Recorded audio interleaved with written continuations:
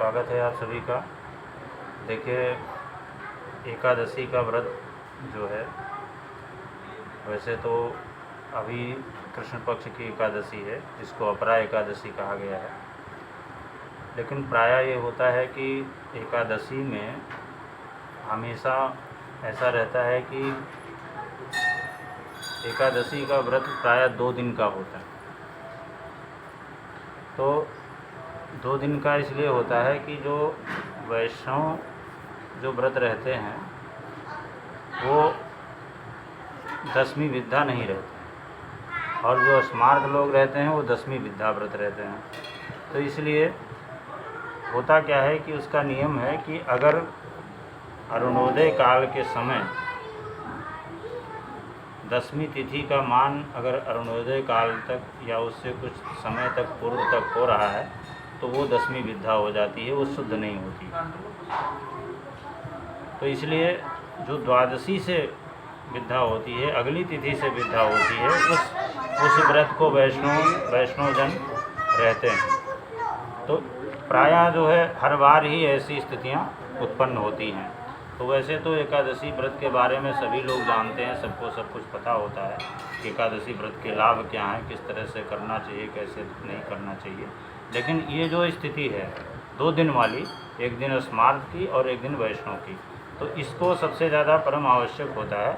इस बार जो है ये ज्येष्ठ कृष्ण एकादशी जो है अपरा एकादशी है, तो स्मार्तों का जो व्रत है, जो गृहस्थियों का जो व्रत है, वो 2 जून को होगा, क्योंकि 2 जून को एकादशी तिथि प्रारंभ हो जाएगी लगभग प्रातः 5:05 पर, और समाप्त होगी 3 जून को सुबह, यानी 3 तारीख की अर्धरात्रि के पश्चात 2:42 पर समाप्त होगी।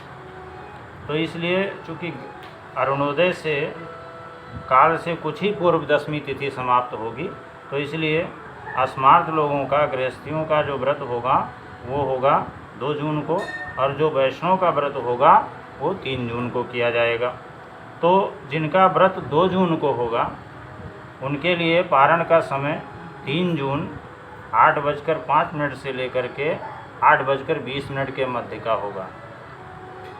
जिन लोगों का गृहस्थी स्मार्त का जो व्रत होगा 2 जून का, उनके लिए पारण का जो समय होगा वो 3 जून प्रातः 8:05 से 8:20 के मध्य का होगा।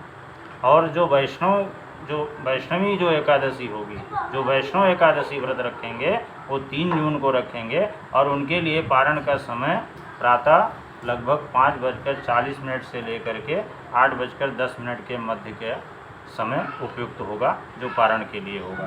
क्योंकि एकादशी के व्रत में पारण के समय का विशेष ध्यान रखना चाहिए, अन्यथा व्रत जो है वो निष्फल हो जाता है।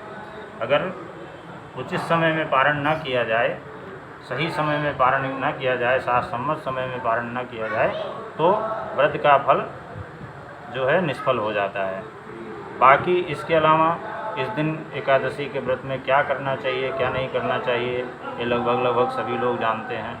विष्णु भगवान, माँ लक्ष्मी की पूजा अर्चना करनी चाहिए, और ऐसा करने से उस दिन पारण करने से पूर्व ब्राह्मण को अन्नदान, भोजन दान देना चाहिए, ताकि उसका सम्यक फल जो है व्यक्ति को मिल सके। और विष्णु भगवान और माँ लक्ष्मी की पूजा करनी चाहिए। ऐसा करने से सुख समृद्धि आती है, और गृहस्थी में सुख समृद्धि आती है, और परिवार में किसी प्रकार का कलह कलेश नहीं होता है। बहुत बहुत धन्यवाद।